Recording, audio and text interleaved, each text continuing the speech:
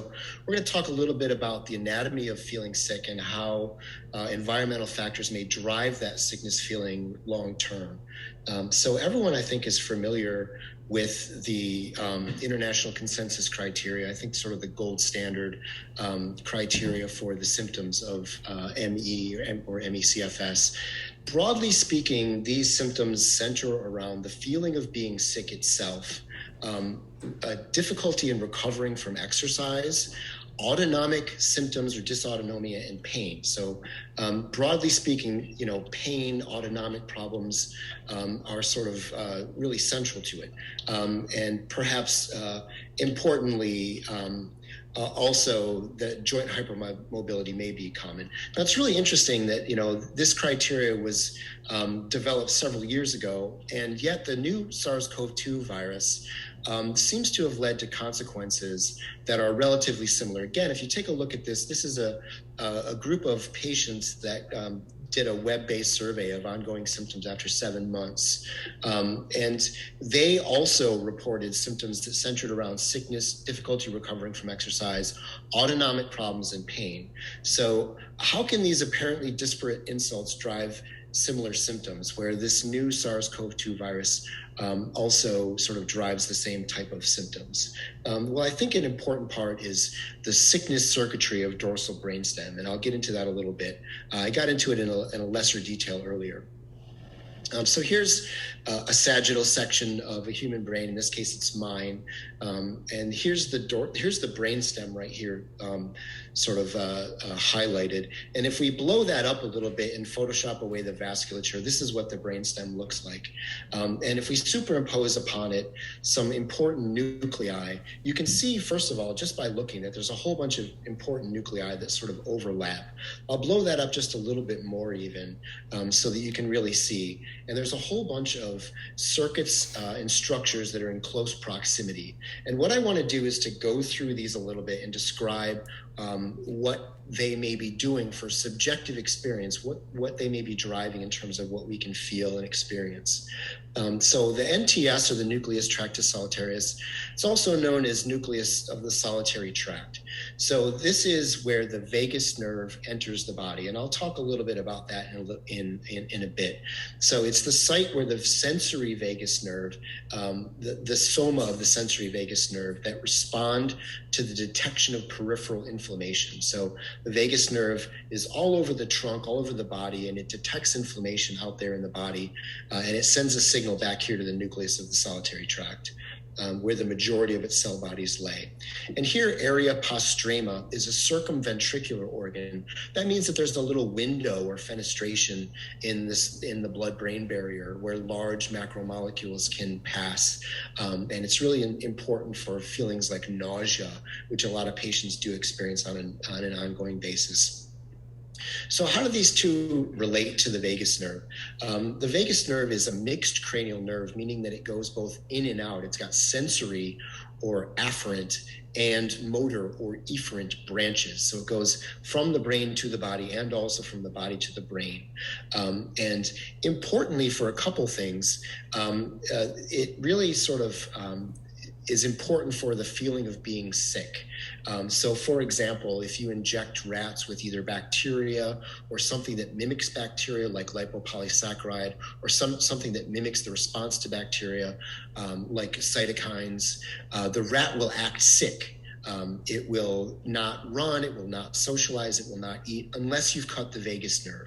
And then the brain doesn't know that the body is sick. So it's a really central, important structure for the feeling of being sick. Importantly, perhaps as well, in a condition that's about 4 times as common in women, is it's a sexually differentiated organ where it's much more sensitive in women than it is in men. So we'll talk a little bit about the afferent vagus function. So it detects peripheral catecholamines like dopamine and epinephrine. So when you get an adrenaline rush, it's actually because the vagus nerve has detected adrenaline circulating in the periphery.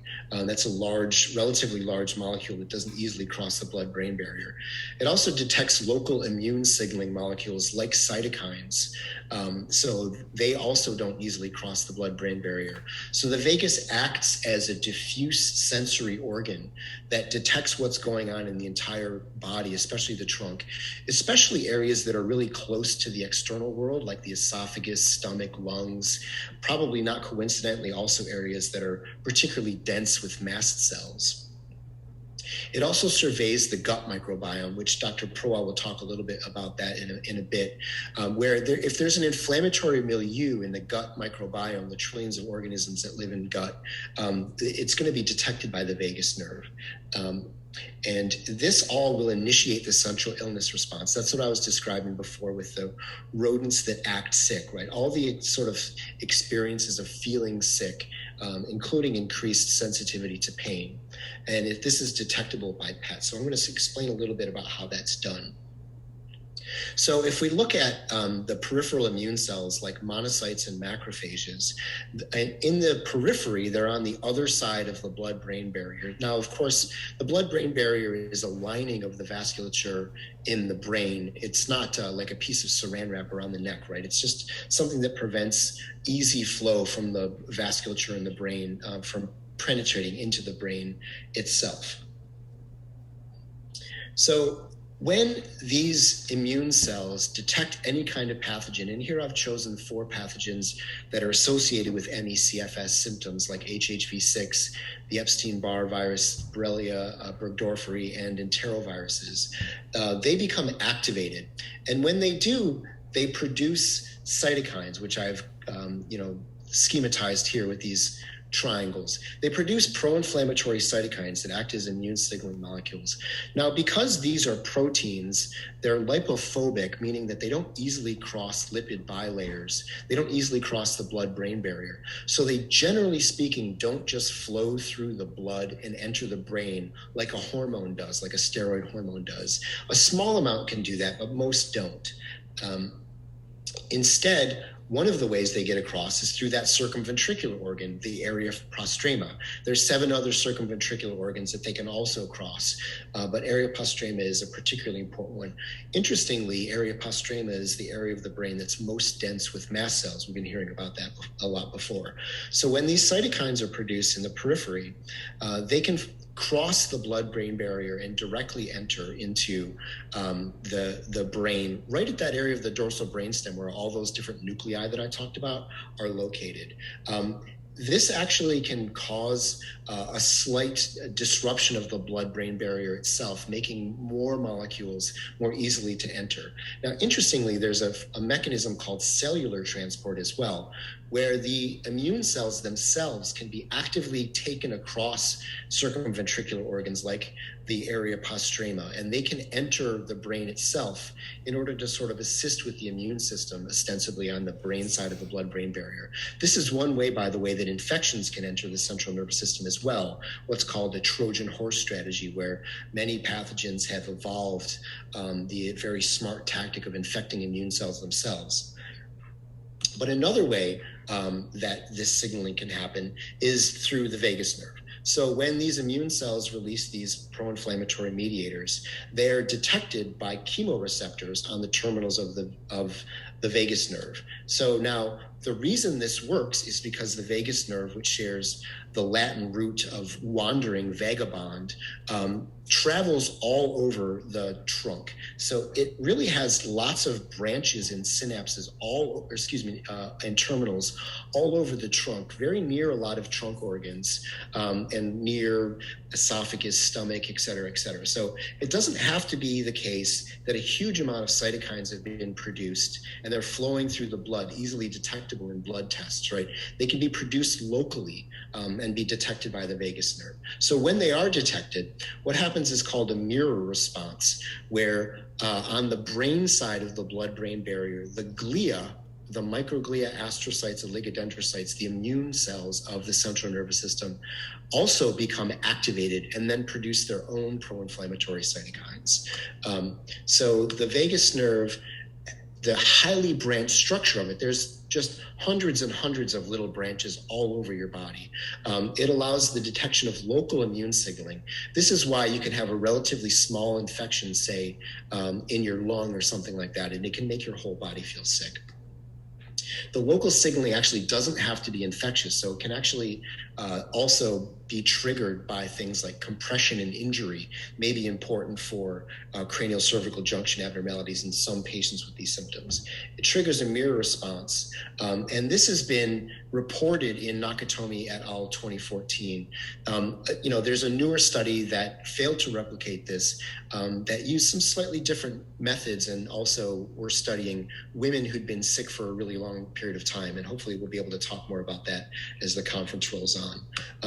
So these are the structures that I was talking about.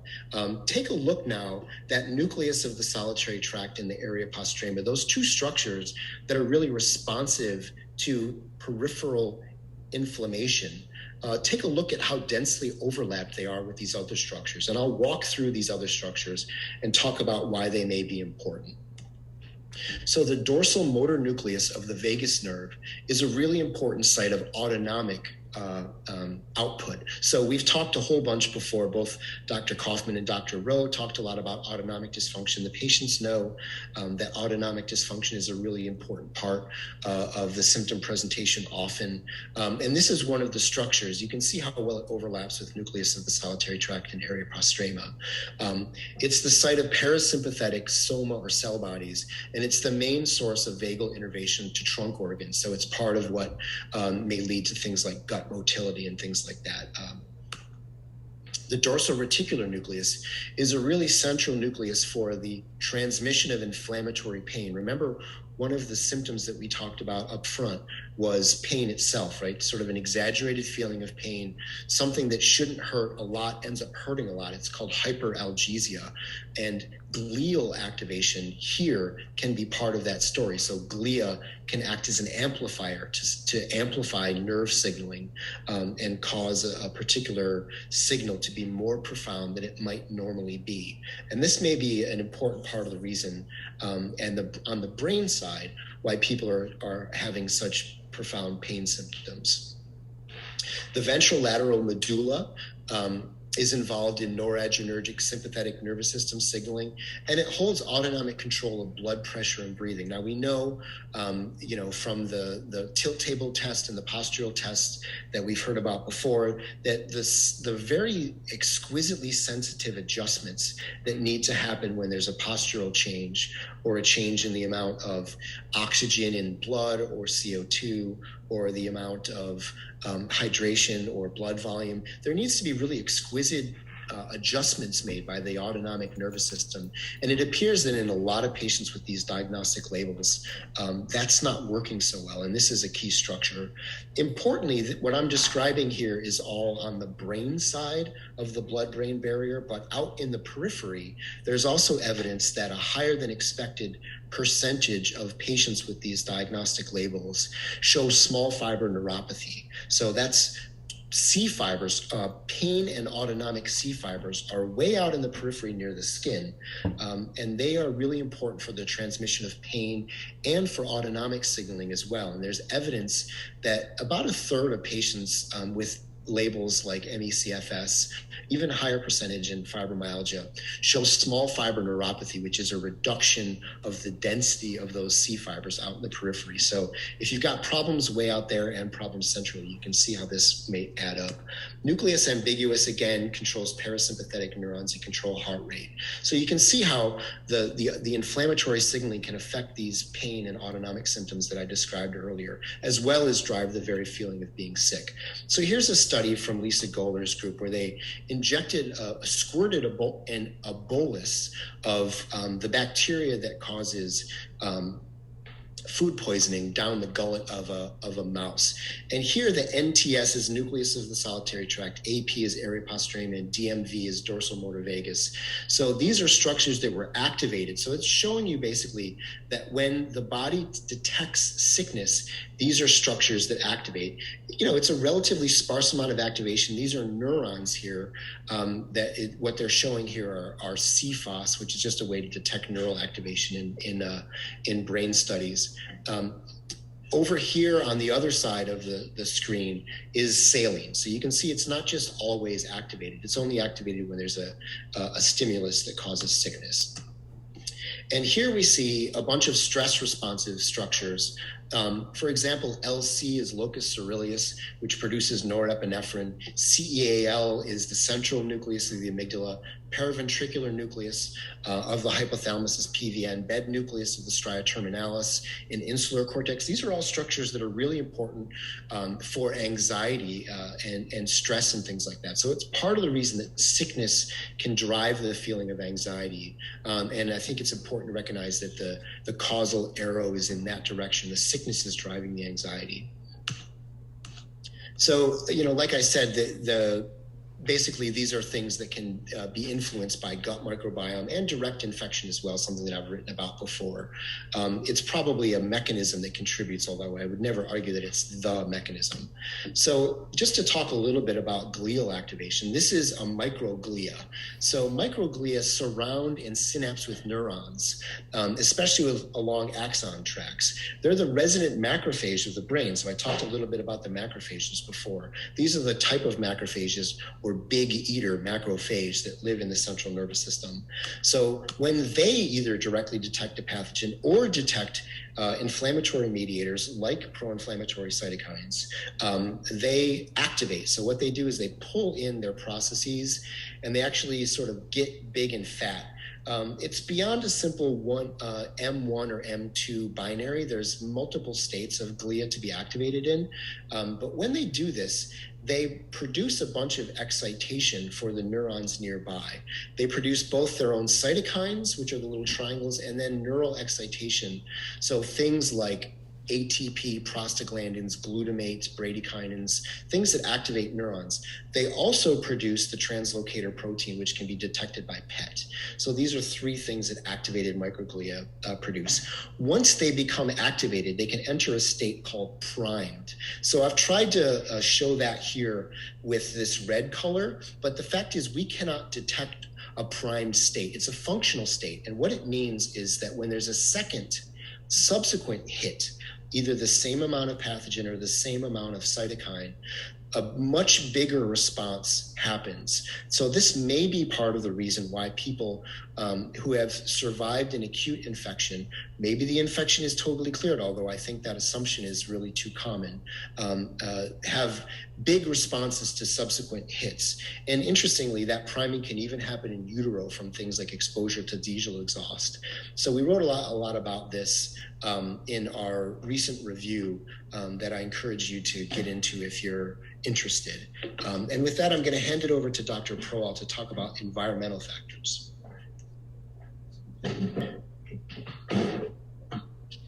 Hi, thank you, Mike. So Mike has been discussing this important circuitry in which vagus nerve can, the chemoreceptors of vagus nerve can sense inflammation in the periphery of the body and most of the major trunk organs and convey that signal to the dorsal brainstem, which can cause activation of microglia in that area, and also then flow on effects to other inflammatory cells, for example, such as mast cells.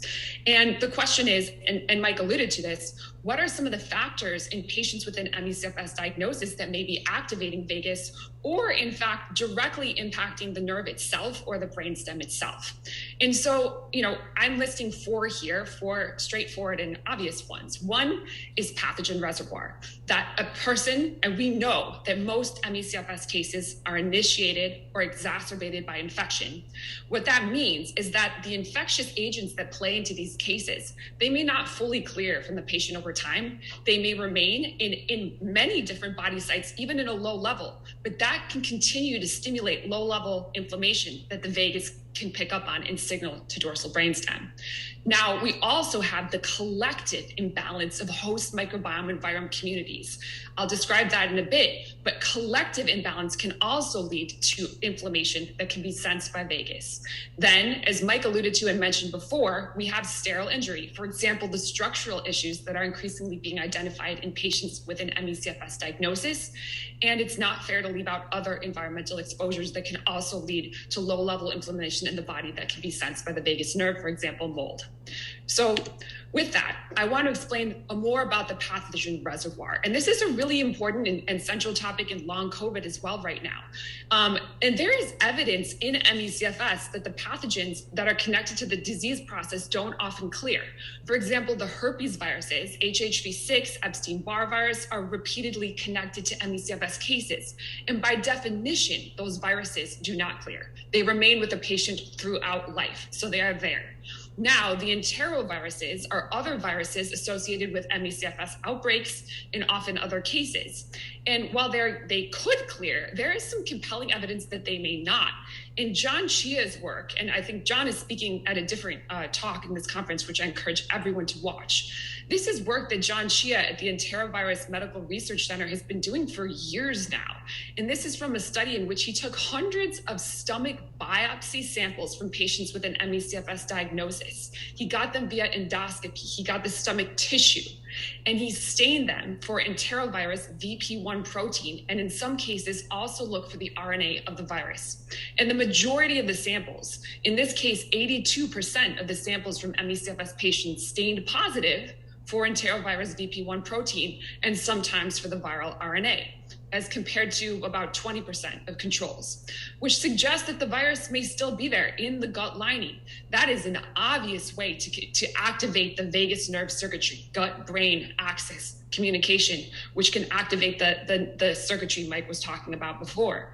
And as I mentioned, we may be able to move on this because this is a topic in long COVID cases. The SARS-CoV-2 virus does not seem to fully clear from all patients who have chronic symptoms. This is a study published in Nature where a team obtained similar samples to those that John Chia collects in ME/CFS patients. They got intestinal tissue via endoscopy again from the intestinal wall of patients who had chronic, who actually just 4 months, for about 4 to 5 months after acute illness.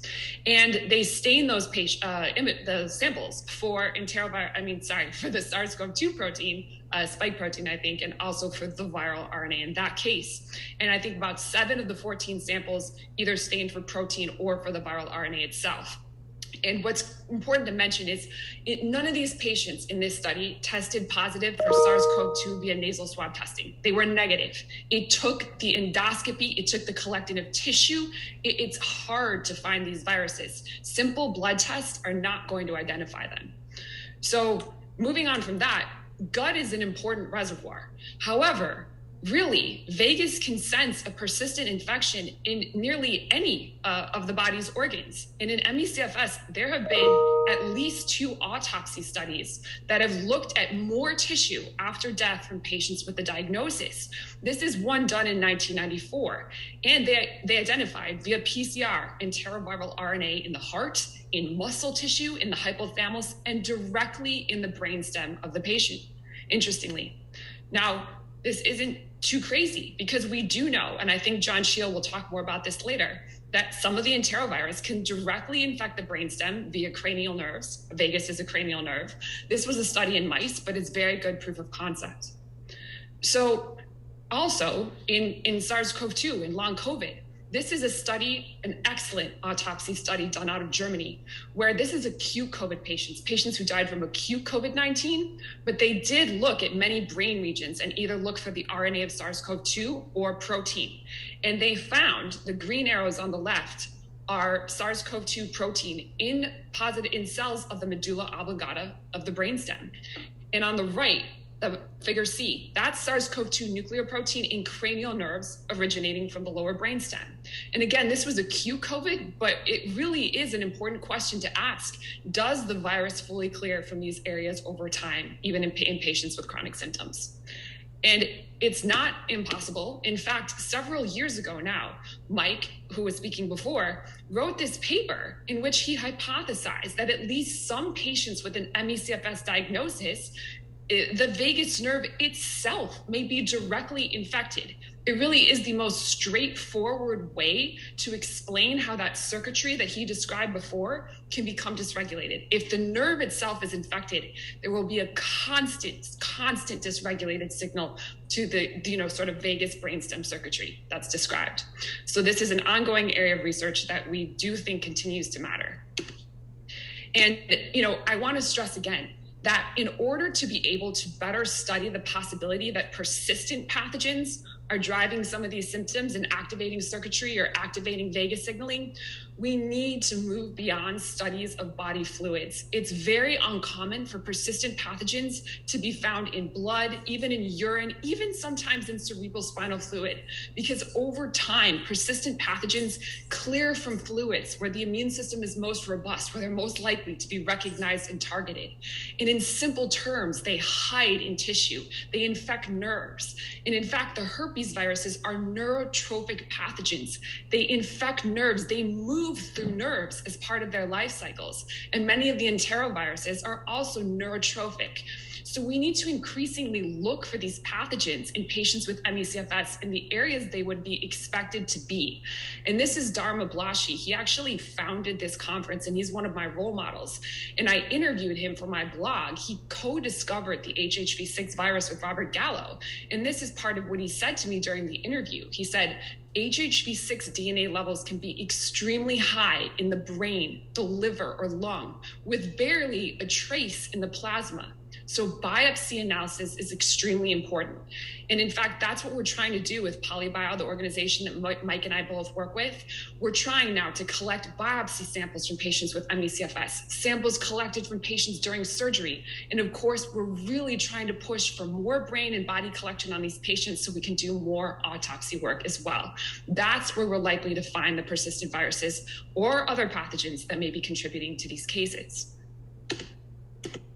With that in mind, it's important to understand that some people will say, you know, I have an ME/CFS case and my case didn't start with an infection. It started with a stressful event. It started with another issue, with an injury. And that doesn't mean that viral involvement cannot feed into the case. One of the reasons for that is we can use increasingly better computer-based tools to look for pathogens in patient tissue. And this is a very good study done out of Japan in which researchers collected a range of tissue types from healthy patients, people who unfortunately passed away. It was an autopsy study. They collected it after death, who passed away not from illness, but from accidents and other events like that. And they looked in the blood vessel wall, they looked in the brain, they looked in the pituitary gland, they looked in ovaries, they looked in all kinds of tissue. And as you can see on the left-hand column, they found a range of persistent viruses even in these healthy patients. Some of the herpes viruses, a range of RNA viruses, and interestingly, some coronaviruses, not SARS-CoV-2, but previous coronaviruses. So, you know, with that in mind, some people say, well, then why does viral activity matter in ME/CFS? And what's important to understand is it's not just the presence or absence of a virus. The question, the million-dollar question is, what are the viruses doing? What is their activity? What are they doing in patients with ME/CFS that they may not be doing in healthy patients? And one thing we've already talked about is, for example, they may be infecting vagus nerve. They may be causing, if they activate more. So many of these viruses can persist in a latent or dormant state in which the immune system is keeping them in check. It's keeping their activity contained so they cannot do much. But under conditions of stress, dysregulation, immune modulation, the viruses can reactivate and begin to infect new nerve. They may move from the body into the central nervous system where they can become more problematic, or they also express proteins and metabolites that can directly interfere with human gene expression, transcription, translation, even the epigenetic environment. They all persistent pathogens dysregulate the immune response to better survive and better stick around in their host. And they directly interfere with the metabolism of the cells they infect. So, for example, this is a study that looked at eBNA, Epstein-Barr protein, EBNA2, one protein expressed by Epstein-Barr virus when it's more active in a patient. And they found that this protein, EBNA2, directly binds half of the locations on the human genome known to contribute to lupus risk. So this virus is amplifying human gene expression. It's modulating the genetic risk of the disease. We need to think about that more in ME/CFS. In addition, Mike and I wrote this paper this past year because this is a key trend tied to the immunometabolism research community. And what we're showing and what we describe in the paper is how most pathogens directly hijack the metabolism of the cells they infect. In fact, all viruses are obligate intracellular pathogens. And what that means is they cannot create their own replication materials. They must pull materials for replication purposes from glycolysis, from host cell mitochondria, from the TCA cycle. They pull those substrates away from us, and they use them for their own replication purposes. And that means that the metabolic output of the infected cell is inevitably changed. And interestingly, part of the innate immune response that combats that hijacking. So a takeaway from that is in ME/CFS, we can begin to connect the metabolic abnormalities seen in patients with the infections that these patients sustain, and that may really lead to a more cohesive understanding of what's happening. Next, it's worth mentioning that one of the biggest trends in the autoimmune disease research community is how the root cause of autoantibody generation. And many teams are studying how molecular mimicry between pathogen and host peptides or structures can result in what we call autoantibody production. And quickly to explain that, antibodies, human antibodies, are notoriously polyspecific. They have flexible specificity. So what happens is most major pathogens, EBV, the enteroviruses, many different pathogens express proteins, and those proteins often have structures that are similar in size and shape to human receptors, human proteins, or human tissue. When the immune system fires on that pathogen protein, it cross-reacts with the human tissue or structure. And what we call the antibody that does that is an autoantibody. And I quickly put two examples on this slide as just proof of concept in which a viral and a parasitic protein pathogen create proteins that are similar in size and shape to the beta adrenergic receptors, which we know those autoantibodies are being identified in ME/CFS. So we could ask, could there be an infectious origin to the production of beta adrenergic autoantibodies? Moving from there. Oh, here's a paper I wrote a couple years ago on the molecular mimicry, if you want to read more on that topic.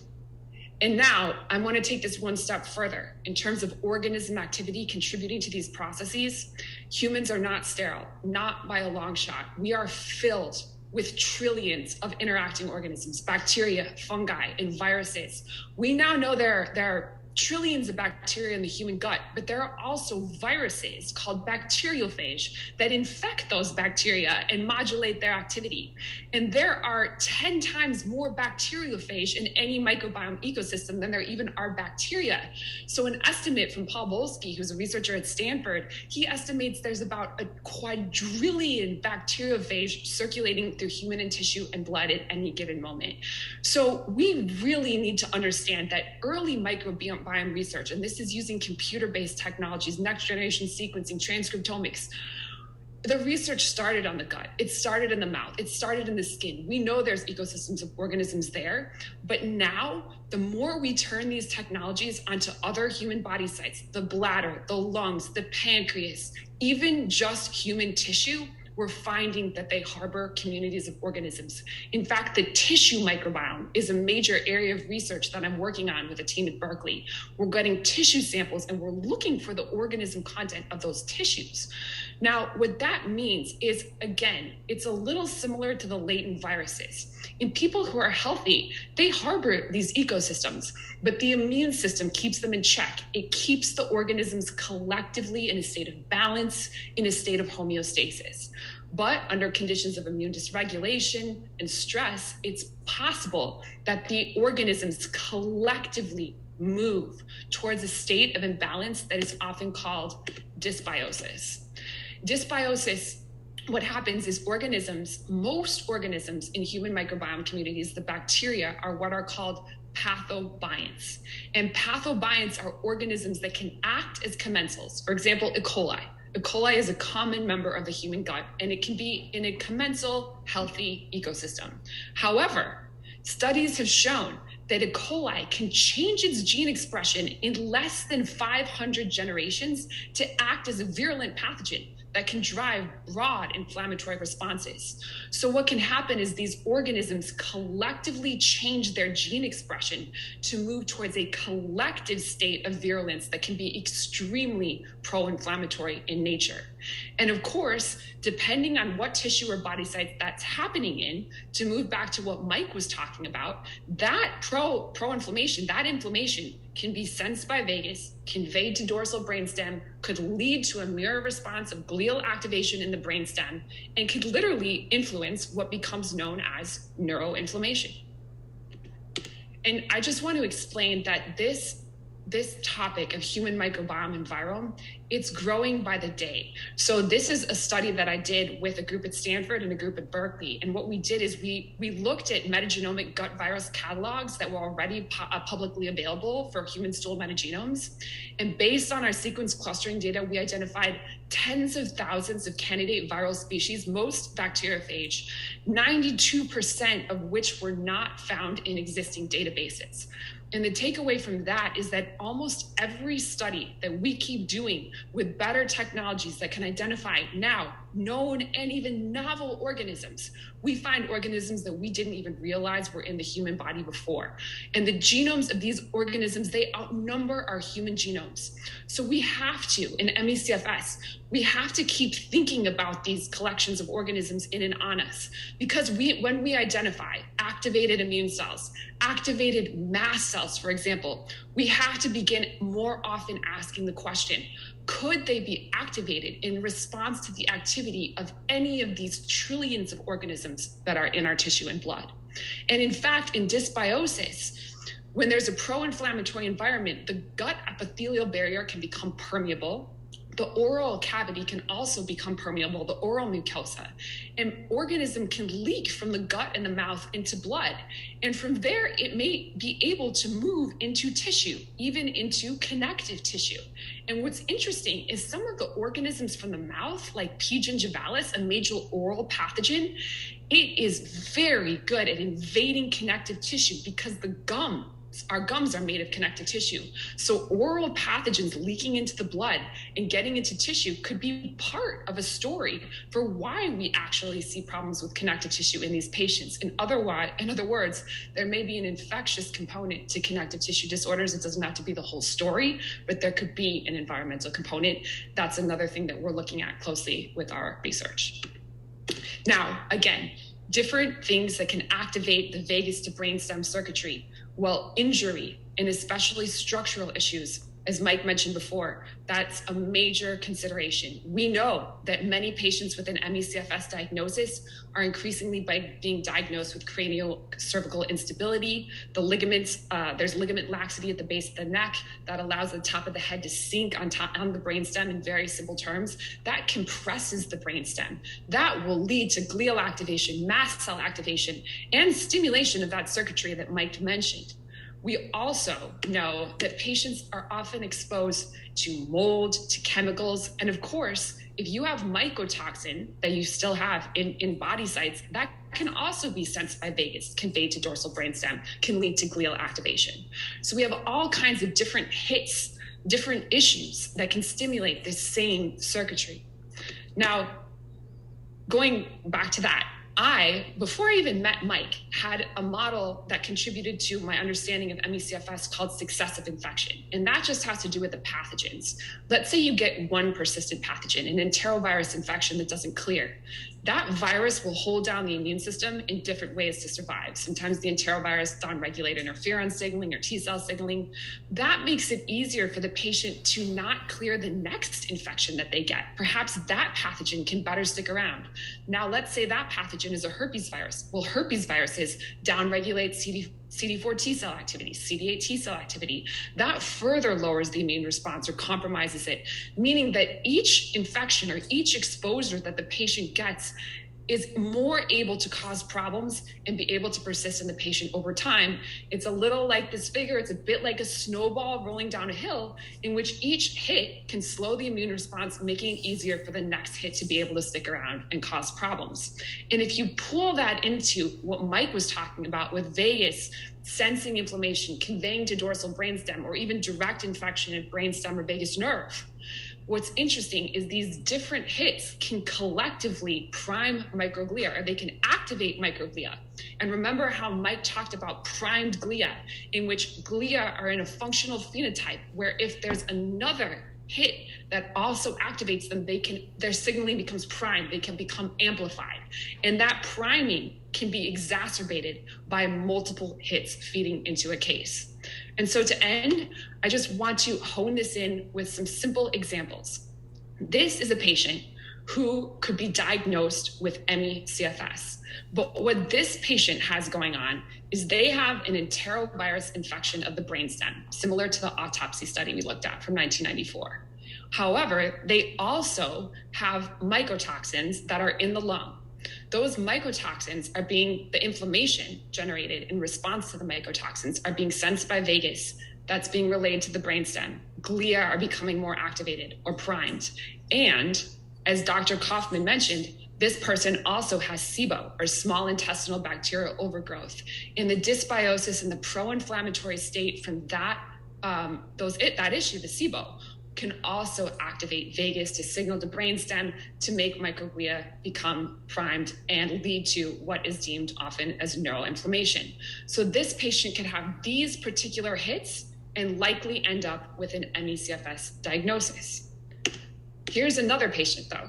Let me go back. This patient has craniocervical instability. They have direct injury, in simple terms, of the brainstem where it's being compressed, leading to immune activation and problems with vagus signaling.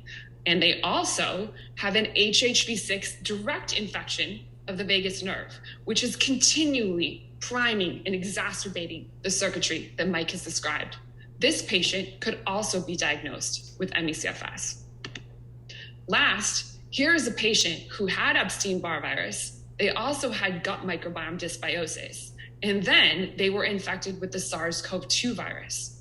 Now, what might have happened is SARS-CoV-2 creates proteins that downregulate interferon signaling. Interferons are what keeps herpes viruses in check.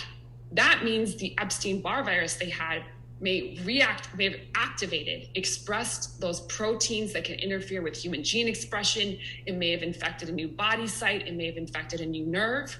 The gut microbiome dysbiosis can become more profound. And now SARS-CoV-2 is perhaps not even clearing itself, sticking around in the lung, maybe the gut. All of that, again, can activate vagus nerve, the mirror response of glia in the brainstem, and of course, all those other nuclei that Mike mentioned that are in incredibly close proximity to that will become dysregulated so that autonomic function, pain, nausea, sickness response are all going to become symptoms of patients with these different hits. And so the final takeaways then from what Mike and I are trying to communicate is the dorsal brainstem contains nuclei that control the sickness behavior response, pain, nausea, and autonomic signaling. The vagus nerve innervates every major trunk organ of the body and enters the brain at the dorsal brainstem. Vagus nerve to dorsal brainstem signaling can become activated by different environmental factors. Those are what I went over: the different infections, the herpes virus infections, the enterovirus infections, the microbiome dysbiosis in different body sites, the structural issues, the mycotoxins. All of those environmental factors can impact this circuitry. This can activate and then prime microglia in the dorsal brainstem region, leading to neuroinflammation, which can often be picked up. And that's, Mike is running a PET study via PET imaging. That's one of our long-term goals, is to really nail that study.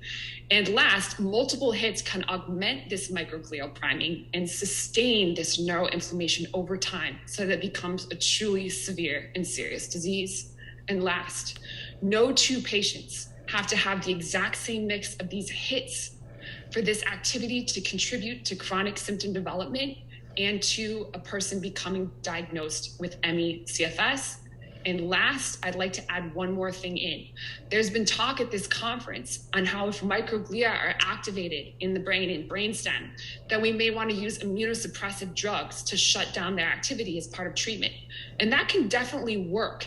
But in my opinion, we need to combine that at the very least with therapies that consider the underlying root cause reasons driving the microglial activation in the first place, the infections, the dysbiosis, the structural issues. If we can improve those, if we can contain the pathogens, if we can restore the microbiome balance, if we can improve the structural issues, if we can clear mycotoxins from a patient, they may no longer be able to activate glia. And in that sense, we are treating the root possible cause of the symptoms as well. And with that, that's it. Thank you very much for your time.